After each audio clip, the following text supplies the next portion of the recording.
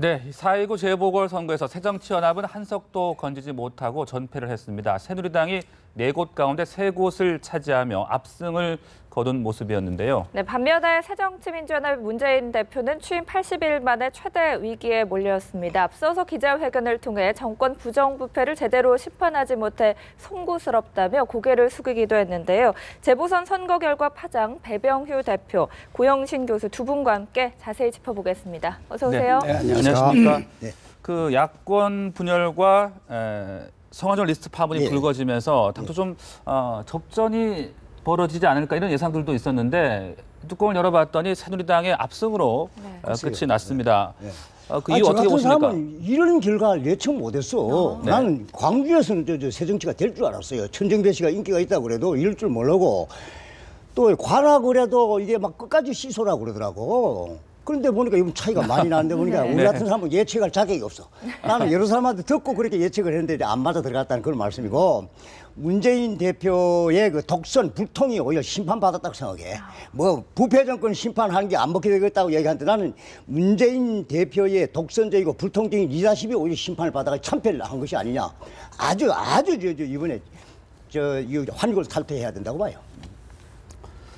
어쨌든 저도 한 2대 1대 1 이렇게 봤었는데 1이 날아가 버리고 어쨌든 3대 1이 됐습니다. 뭐 야권, 천정배 의원은 야권으로 본다 하면은 이런 경우는 뭐 예상한 분은 많지는 않았을 거예요. 어쨌든 이번 패인의 기본적인 그 틀은 야권 분열이죠. 야권 분열을 함으로 해서 일려 다야 구도가 됨으로 해서 패인이 됐습니다만은 나타난 현상으로는 친노, 그러니까 문재인 대표에 대한 비토다. 호남의 비토. 경우에 따라서는 뭐 좀 심하게 이야기하면은 퇴출 명령을 내렸다 이렇게 봐야 할 거고, 전체적인 민심으로 본다면은 문재인 대표는 뭐 3패해 갖고 정권 심판론을 들고 나왔지만 오히려 선거 결과 민심은 야당 심판을 한 거다. 야당 심판론에 힘을 실어줬다. 그러니까 박근혜 정부가 지금 추진하고 있는 개혁, 이런 부분이 차질 없이 진행돼야 한다는 그런 것에 민심이 힘을 실어줬다고 볼 수 있고, 전체적으로 보면은 뭐 야당이 패할 원인들이 너무 많죠. 뭐 리더십 문제라든가 또 후보의 그런 그 인물면이라든가 또 선거 전략면, 이런 전체적인 면에서 여당한테, 새누리당한테 뭐 게임이 안 될 정도로 밀렸죠. 그러니까 질 수 없는 그런 선거를 완패로 당한 겁니다. 네.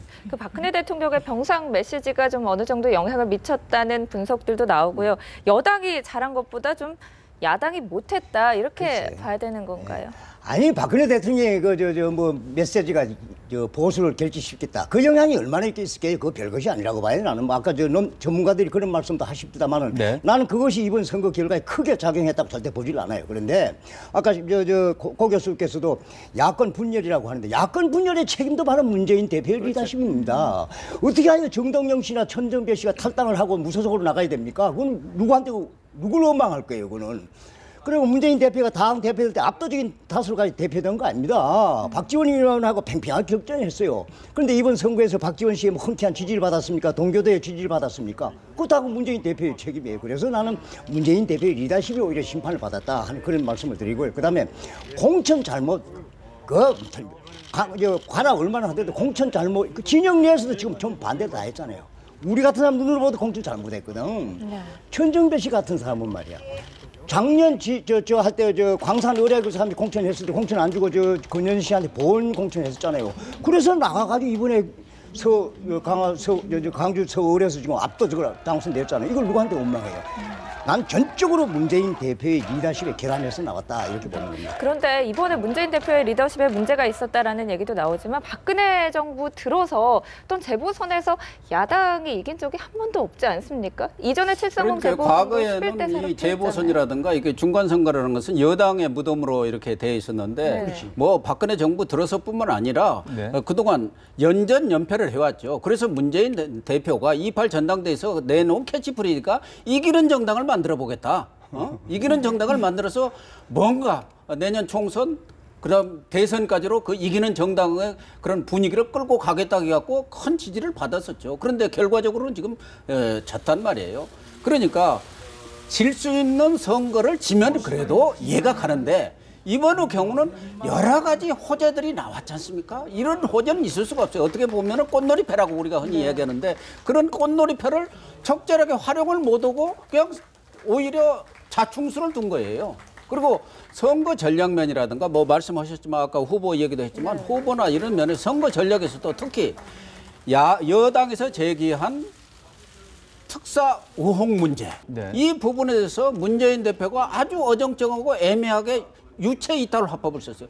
특사라는 것은 대통령의 고유 권한이에요. 그분은 비서실장을 하고 또 법률가 출신, 변호사 출신입니다. 그런 분이 그건 법무부에서 한다. 그러니까 그 특사 문제에 대해서도 뭔가 있구나. 네. 특히 송환종 사건에 대해서도 뭐 지금 기본적으로는 문제가 된 것은 리스트에 나와 있는 8명이지만 일반 국민들은 그 부분에 관해서도 말하자면은 야당은 그러면 깨끗하냐 이런 인식들이 팽배해 있었거든요. 그렇기 때문에 이 야권 분열의 효과보다 성환장 효과보다 야권 분열의 마이너스 효과가 훨씬 컸죠. 그러니까 말씀하신 대로 그런 것을 야권의 그런 여러 자원들을 잘 포괄하고 가는 것이 지도자의 리더십인데 친노 패권주의라는 그런 구도 속에서 친노가 다 자기 사람만 이렇게 공천하고 그렇게 당을 이끌어 가다 보니까 이번에 동교동계라든가 박지원 의원이 이 선거 같으면 호남을 중심으로 한 그 야당 강세제이기 때문에 여기저기 수없이 TV에 나와야 하는데 단 한 번도 나온 적 있습니까? 저쪽에서는 어떻습니까? 오세훈 후보라든가 오세훈 전 시장이라든가 뭐 김문수 씨라든가 다 같이 달라들어서 선거를 치렀어요. 그러니까 질 수밖에 없는 거죠. 그러니까 선거가 있으면 이제 여당은 뭔가 똘똘 뭉치는 모습을 보이는데 야당은 그렇지 못한 게 또 지적될 수 있을 것 같아요. 광주에서 천정배 씨가 압도적으로 됐잖아요. 그 딱 얘기를 하면은 친노 위주 가지고는 안 되겠다는 이런 뜻입니다. 아까 전에 잠시 말씀드렸습니다마는 문재인 대표가 당선될 때 압도적으로 된 거 아닙니다. 그때 벌써 비너들한테 거부감을 보여주는데 그 뒤에 총선을 하자면 막 비너하고 동교대들 다 끌어 못 오고 이렇게 해서도 이길까 말까 하는데 친노 하나 가지고 하겠다 이런 얘기야. 친노해가 재보선이고 내년도 총선이고 그다음 대통령 후보 돼가지고 정권 교체하겠다. 그걸 누가 믿어요? 우리 같은 사람 눈에도 그렇게 비치지 않는다. 그다음에 이번에 그 8명의 리스트가 나왔을 때 적각 문재인 대표는 말이야 친박 권력형 비리 게이트라고 이름을 붙였어요. 친박 비리 게이트라고 이제 그 사람들이 다 혐의가 있는 것으로 비춰지기도 하지만은 저 리스트가 지금 성환종 씨가 돌아가기 직전에 대책회의를 해가지고 골라낸 사람이 8명이에요. 골라낸 사람이. 골라내지 않은 사람이 상당히 있다는 것이 국민 눈에 다 비치잖아요. 그런데 왜 친박 권력형이에요? 지금 저 새누리당은 말이에요. 비박이 지금 다 당권을 쥐고 앉았어요. 거기다 대고 뭐 친박이라고 얘기하면 맞아 들어갑니까? 그러니까 김무성 대표가 양심껏 얘기하라고 이렇게 막 공박을 하고 했잖아요. 그래서 그것도 자충수가 아니겠느냐. 그러고 저 거기에서 말씀했습니다마는 대통령이 특별사변 2차례 할 때 민정수석이나 비서실장으로 계시던 분이 지금은 유일하게 자기가 그 몸통이에요. 박근혜 대통령이 뭐 성환종 리스트의 몸통이라고 이야기합니다마는 이 거슬러 올라가면 특사서부터 성환종 전 회장의 로비 만능이 시작이 됐는데 그게 몸통 따지보면 문재인 대표인 겁니다. 그래서 그 당시에 이래 해서 시인을 해야 되지. 나는 그거 모르고 저 특사는 소관이 법무부 소관이고 난 모르겠다. 이게 무슨 해명이에요. 그래서 난 자충수가 아니냐 그렇게 생각을 합니다. 네. 그 문재인 대표가 앞서서 10시에 재보선 관련해서 입장을 밝혔는데 뭐 거취 문제가 나올까 이런 부분도 주목이 됐었잖아요. 그런데 좀 그 부분에 대해서는 선을 긋는 것 같고요. 부정부패 심판 제대로 못해서 송구스럽다. 실현을 약으로 삼겠다. 강하고 유능한 정당으로 거듭나겠다. 이렇게 말했거든요. 어떻게 보셨어요? 뭐 절체절명 각오로 다시 시작하겠다 이렇게 말씀을 하셨는데 너무 원론적인 그런 얘기인가 아닌가 너무 평범한 이런 참패를 당하면서 정말 이 참패는 내 책임이다. 그렇지. 내가 수습을 하고 내가 모든 어떤 그 화살도 다 받겠다 그렇게 얘기를 하고 거취 문제도 필요하다면 나는 결단을 내리겠다든가 이런 비장한 각오를 보여줘야 하는데 역시 내가 내 자리를 지키겠다 그 얘기예요 결과적으로는. 그렇지. 그리고 국민의 분노를 민의의 반영을 제대로 못했다는데 이 친박의 그런 성환종 사건이라든가 이런 것에 대한 국민들이 다 압니다. 다 알아요. 그것이 전달이 안 된 게 아니고 제대로 전달을 못 한 것이고 제대로 전달을 했어야 하는데 제대로 전달을 못 하고 제대로 대응을 못 한 거예요. 그러니까 리더십의 부족이고 어떻게 보면은 당내 그러한 그 전략 부재 네. 이런 것들이 포괄적으로 나타난 것이죠. 그런 부분에 대해서 좀 그런데 국민들한테 설득력 있는 그런 그렇죠. 좀 얘기를 했으면 좋았는데 너무 원론적인 얘기만 하니까 좀 그러네요. 글쎄요, 뭐 아까 보니까 뭐 문 대표가 내가 부족했다 이렇게 그 말씀 가지고 모자라요. 내가 이 책임을 지고 인책 사임하겠다고 얘기를 하고 그러면 비너 진영에서 오히려 주저앉히고 이런 모양새를 갖춰줘야지 제 본전이라도 찾지. 자기 거치에 대해서 일체 그 얘기 없어. 그러면 비너가 가만히 있겠어요? 앞으로 이게 인책 주장인 목소리가 나올 수밖에 없는 겁니다. 그래서 오늘 저 선명히 나는 정확한 그건 안 보고 뉴스 자막만 보고 가는데 부족해. 자기가 부족하다 그러면 책임진다는 소리가 나와야지. 그러면 이제 어떻게 당에서 다 조정해가 비너 쪽에서 그런 게 잘못한 거 아니까 이번에 그냥 주저앉으세요. 이런 식으로 모양을 갖춰줘야지 이거 리더십이 생기는 것이지. 앞으로 뭐 지금 문재인 대표 뭐 얘기하면 누가 묵히겠어요 이거. 그러니까 지난해 730 졌을 때는 네. 친노에서 들고 일어나가지고 김한길 안철수 체제가 4개월 만에 무너졌습니다. 그때 11대 4로 졌어요. 뭐 그때도 뭐 참패라고 했습니다만 이번에 선거 결과는 훨씬 더 심각한 것이죠. 네. 왜? 자기 텃밭에서 져버린 거 아닙니까? 네. 관악과 광주, 서울은 광주는 소선거구가 생긴 이래 관악과 광주, 서울에서는 단 한 번도 진 적이 없어요. 야당이. 지금 새정치민주연합 과거에 민주당이 진 적이 없는데도 두 군데 다 졌으면은 지난해 730에서 진 것하고는 비교가 안 됩니다. 그때 친노들은 김한길, 안철수 물러나라고 해서 4개월 만에 바로 내려갔어요. 근데 이번에는 그런 얘기는 입 딱 닫아버리니까 그러니까 저 사람들은 못 믿겠다고 호남에서 비토를 한 겁니다. 네. 그것에 대한 인식이 아직도 부족해요. 네, 그 광주는 막상 이제 투표를 하면은 그 유권자들이 또 새 정치를 찍지 않을까, 그렇지. 또 상당히 박빙이 펼쳐지지 예, 않을까 예상이 됐었는데 결과 상당히 차이가 좀 차이가 크게 컸거든요. 났어요. 광산을이 바로 그런 경우 아닙니까? 광산을의 그 권은희 씨에 대한 보건 공천이 잘못됐다는 비판이 굉장히 많았잖아요. 그래서 득표율도 낮지만 그래도 당선을 시켜줬단 말입니다. 그래서 나는 그 전례를 봐서 이번에 천정배 씨도 동정표를 많이 받지만 결국 새정치민주연합의 그 막강한 조직력하고 강주 민심이 혼합이 돼가지고 당선을 시켜줄 것이다. 새누리당 후보를 이렇게까지 본 겁니다. 그래서 내 예측이 잘못됐다고 얘기를 하는 건데 이제 그걸 거슬러 올라가면은 문재인 대표 입장에서는 광산을 공천 때 이렇게 해가 천정배 씨가 이렇게 섭섭하게 생각한다. 그럼 그걸 끌어안아야지. 천정배 씨가 어떤 사람입니까? 친노 아닙니까? 노무현 대통령이 법무장관 한 사람입니다. 정동영 대표도 마찬가지예요. 친노 얼마나 막강한 친노예요.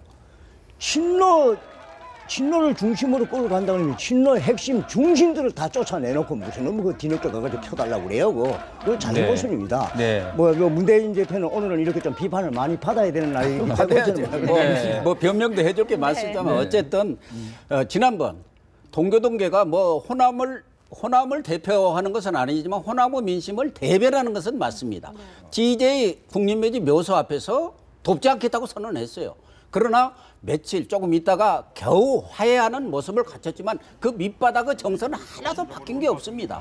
그러니까 이번에 호남이라든가 젊은 층은 다 따놓은 당상으로 생각하고 다 우리 표다고 생각했는데 전혀 바뀐 게 없어요. 그래서 이번에 권노갑 고문이라든가 박지원 의원이 형식적으로 몇 번 다녔습니다만은 전력 투구를 하지 않았고 밑바닥은 하나도 변한 게 없었던 거고 이번의 경우는 특히 인물 면에서도 천정배 지금 의원이 됐으니까 의원의 경우는 4선 의원에 장관까지 했고 호남은 지금 대권 후보도 하나도 없다. 근데 얼마든지 대권 후보도 할 수 있는 그런 역량을 가지고 있고 호남의 천재로 알아주는 분위기인데 거기에 조영택 씨라는 분을 내세운 것은 게임이 안 되는 거예요. 호남 사람들은 130에다가 한 석을 플러스 시킬 거냐 아니면 호남의 대권 후보 호남을 변화시킬 수 있는 새로운 정치 세력을 만들 거냐는 전략적 선택을 하리라고 내가 여기 와서도 여러 차례 했는데 그렇게 한 거예요. 네, 천정배 의원이 새로운 김대중으로 대변되는 참신한 세력을 모으겠다. 또 내년 총선에서 새정치연합과 경쟁할 수 있는 구도를 만들겠다라고 말을 했는데 이 발언의 해석 어떻게 좀 하고 싶으세요? 어쨌든 뭐 당장에 뭐 현재 새정치민주연합이 뭐 어떻게 뭐 분열된다든가 이러는 것은 아니지만 갈수록 구심력보다는 원심력이 작용할 수밖에 없을 겁니다. 문재인 대표가 진짜 지금 말씀하신 대로 절체절명의 어떤 그런 각오로 다시 시작해서 정말 당을 환골탈퇴시키고 정말 통합으로 이끌어 가겠다. 진노 자기만으로 이렇게 당을 끌어가겠다는 생각을 완전히 버리고 새 판을 짠다면 모르지만 그렇지 않을 경우는 호남에서는 이미 친노와 문재인 대표를 비토온 겁니다. 더군다나 거기에 있는 호남의 출신의 정치인들에 대해서도 반감이 많습니다. 이 사람들이 가가지고 아무것도 한 게 없다. 너희들은.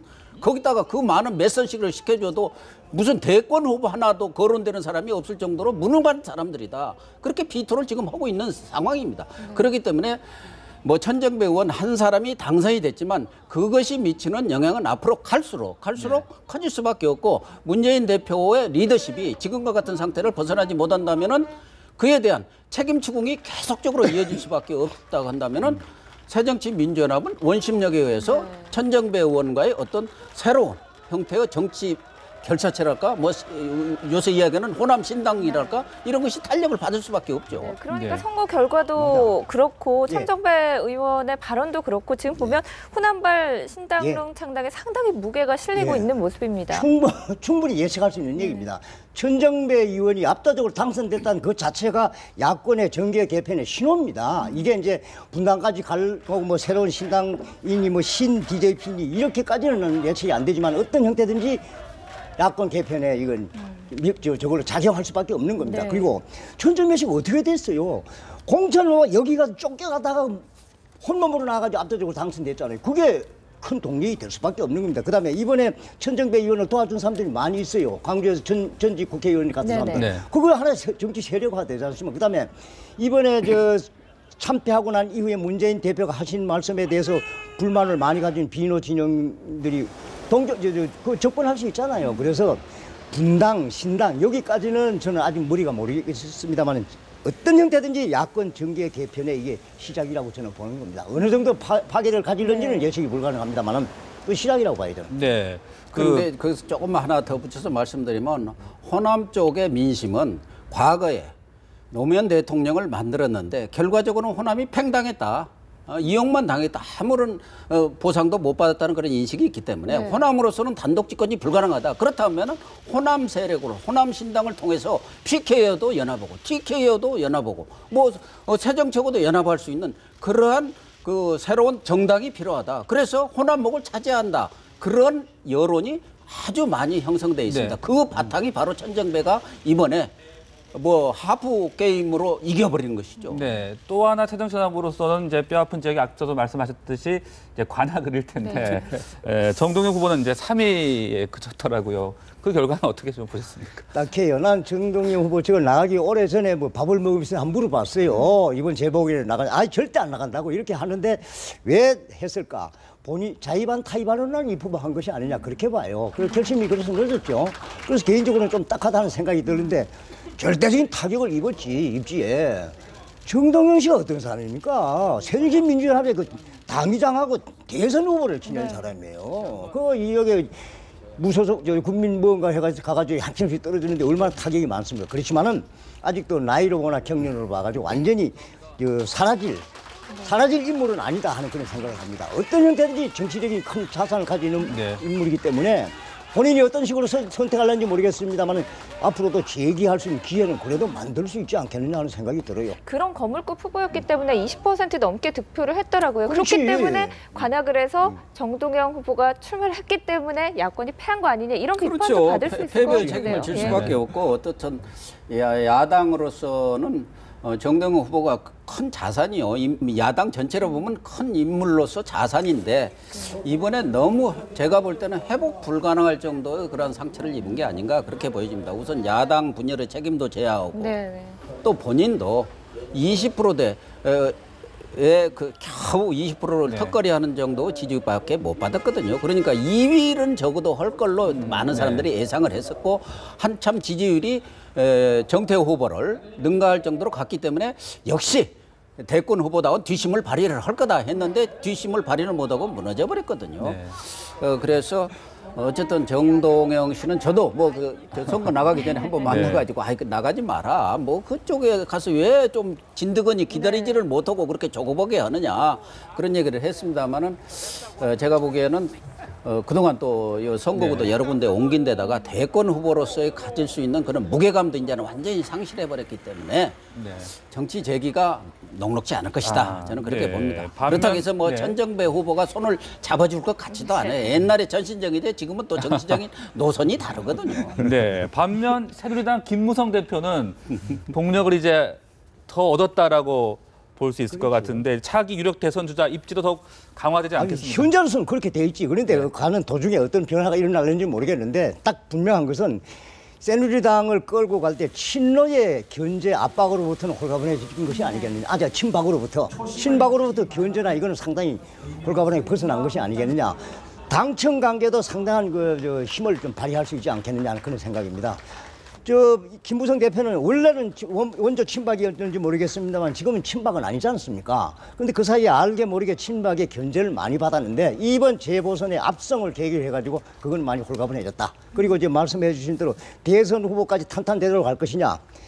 희망을 그렇게 하시겠습니다만 그 과정은 좀 많이 남아 있으니까 예측이 못합니다. 그게 지금 훌륭한 후보들 많이 있어요. 김문수, 오세훈 뭐 그거는 또 움직이기 시작하면 상당한 파괴력을 가지는 사람이 있으니까 대선 후보까지는 탄탄대로라고는 얘기를 하지 않고 이번에 득점을 많이 했다 이렇게까지 평가할 수 있습니다. 네, 그 김무성 대표도 말씀하신 것처럼 이번 선거로 인해서 뭐 수혜라고 할까요? 많이 받았지만 어쨌든 청와대도 성완종 리스트 파문으로 상당히 고초를 겪었는데 어떤 적정 동력을 다시 얻게 되지 않겠습니까? 큰 고비를 넘긴 거죠. 이번에 만약 졌다고 하면은 뭐 박근혜 대통령의 레임덕이 바로 오는 것은 그렇지 않아도 지금 성완종 사건으로 레임덕이 왔다고 보는 상황인데 레임덕이 바로 올 수밖에 없고 또 지금 추진하려는 여러 가지 4대 개혁, 뭐 공무원 연금 개혁을 포함해서 이런 것들이 동력을 받을 수가 없는데 이번에 압승을 거둠으로 인해서 정말 한숨을 크게 내셔도 뭐 될 정도로 안도의 한숨을 내셔도 될 정도로 아마 표정 관리에 들어가야지 않겠느냐. 뭐 어쨌든 박근혜 대통령 입장에서는 뭐 마지막에 또 병상 메시지도 보내고 이완구 총리에 대한 그 사태도 아주 적시에 아주 타임리하게 해가지고 선거에 일정 부분 기여한 부분도 있기 때문에 국정 운영의 동력을 정말 얻었다 이렇게 볼 수가 있겠죠. 네, 끝으로 하나만 더 여쭤볼게요. 그 새누리당 잠깐 얘기 다시 좀 돌아가서 그 친노 진영은 당내 경선에서 항상 이기는데 왜 선거만 나가면 짓는 겁니까? 그래서 이제 그래가지고 문재인 대표가 문재인 대표가 당선된 거 아닙니까? 그런데 이제 문재인 대표가 그걸 정확하게 인식을 해줬어야 돼. 내가 당내에서는 박지원 씨보다도 내가 득표가 모자란데 이런 식으로 시인을 해주시고 해야 되는데 탕평채 뭐 청와대 인사의 불통만 야단 치십니다만 자기 탕평 인사 안 썼잖아요. 그 자기 모습이에요. 오늘은 이렇게 아주 심한 비판을 많이 받으셔야 돼요. 참패한 다음 날이기 때문에. 그래서 말씀드리는데 자기 책임이에요. 어쨌든 당내에서는 친노가 그래서 친노 패권주의라는 거예요. 자기들끼리 똘똘 뭉쳐가지고 모든 것을 독식하는 그런 체제를 이루고 있단 말이에요. 그러니까 지지 기반은 호남이라든가 이런 야권 또 뭐 이런 젊은 층인데 이 지도부는 친노로 구성되어 있기 때문에 이게 괴리가 생긴 거예요. 괴리가. 그 괴리를 문재인 대표가 잘 극복을 해야 하는데 그걸 못하니까 민심으로부터 늘 멀어지고 있고 전북에 강준만 교수가 있죠. 싸가지 없는 친노. 이것 때문에 안 된다. 싸가지가 없이 국민들한테 보인다 이 말. 그러니까 절대 표를 얻을 수가 없습니다. 정말 싸가지가 있는 친노가 되어야만이 표를 얻을 수 있습니다. 네, 알겠습니다. 재보선 바로 다음 날이어서 좀 여러 가지 발언들의 수위가 조금 높았던 것도 있었던 것 같은데요. 말씀 여기까지 듣겠습니다. 오늘이니까. 네, 고맙습니다. 고맙습니다.